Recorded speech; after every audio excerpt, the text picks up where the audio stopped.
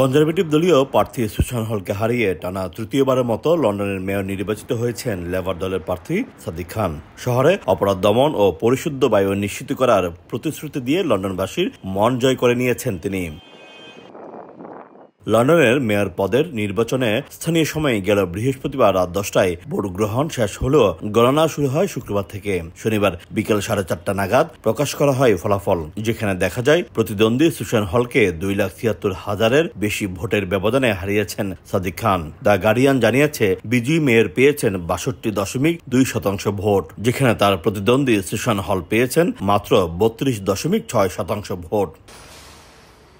এদিকে কনজারভেটিভ দলের প্রতিদ্বন্দ্বী সুসান হলের বিরুদ্ধে তুমুল প্রচারণার মাধ্যমে সাদিক খান জয়লাভ করেছেন বলে মনে করছেন বিশ্লেষকরা। এমনকি লন্ডনের সাবেক মন্ত্রী পল স্কেলি সহ আরও হাই প্রোফাইল টরি প্রার্থীদের পিছনে ফেলে নির্বাচিত হয়েছেন তিনি।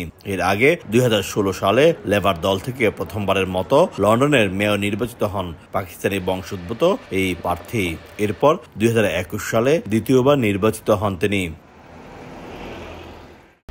1, 2, 3 ঢাকায় জমি জিতে নিন 100% ক্যাশব্যাক সহ 20 কোটি টাকার পুরস্কার।